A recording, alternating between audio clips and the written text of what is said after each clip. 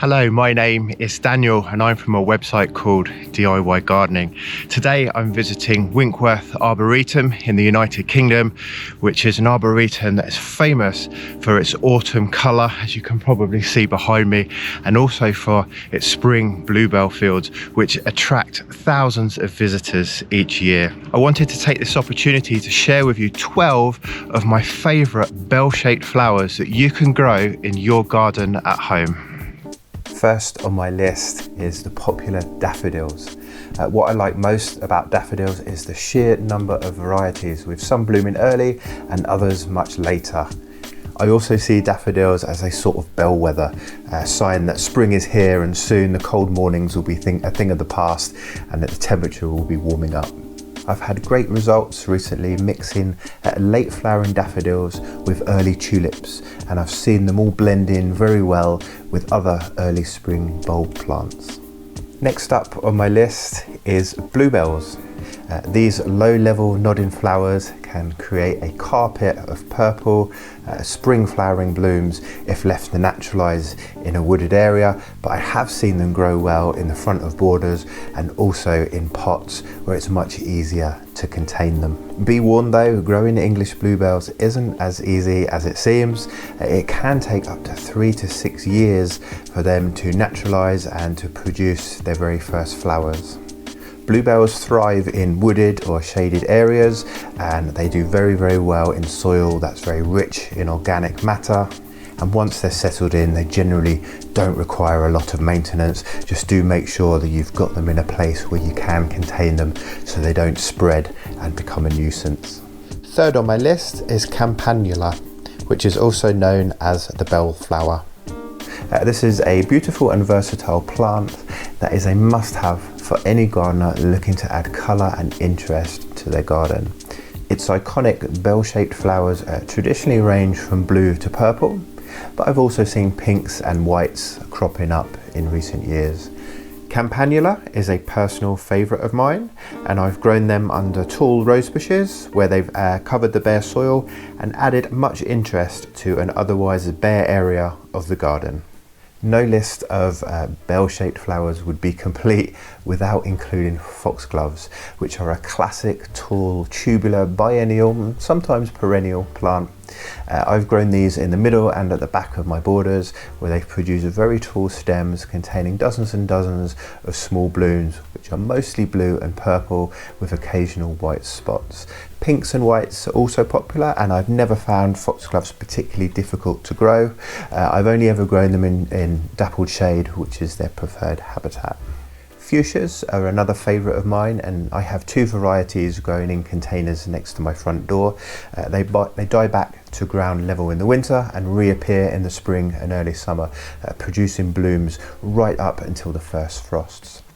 I first grew fuchsias in hanging baskets, but they died off in the winter due to how cold they got, and they just didn't come back. I've since got my hands on a pair of fuchsias that are doing very well in my larger containers. After 5 years, they still come back in the spring year after dying back during the winter months. I feed them regularly once a month with fertilizer and water them to stop the soil growing out, but other than that I found them to be a very low maintenance plant, and they don't seem to be bothered by bugs and insects too much either.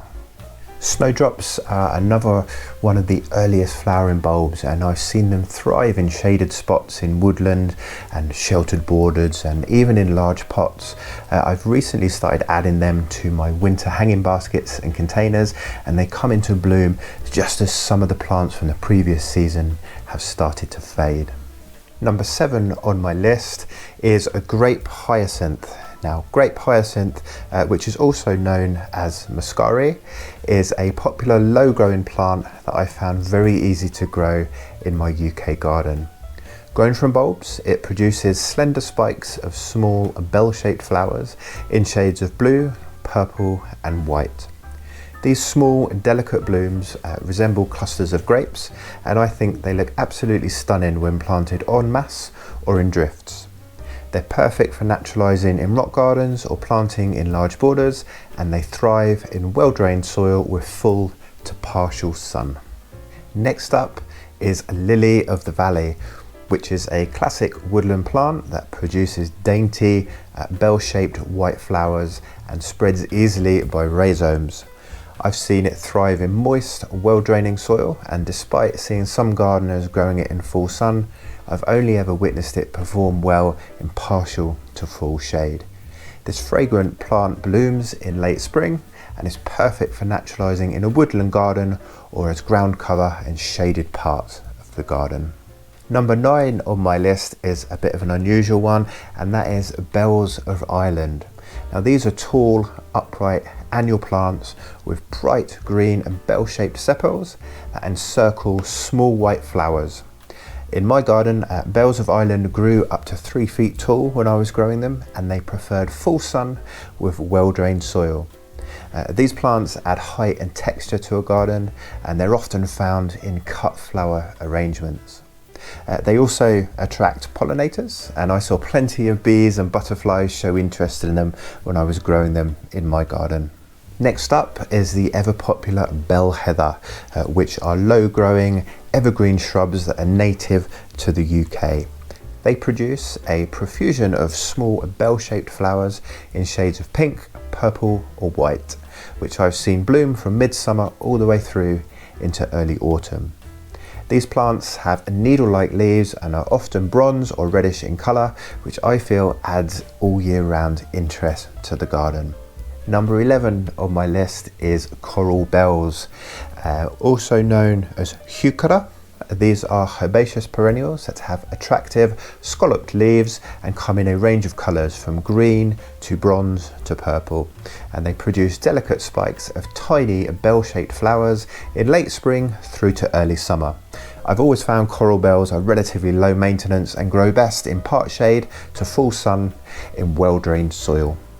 I'm going to finish off my list of 12 bell-shaped flowers with Allium trepidale.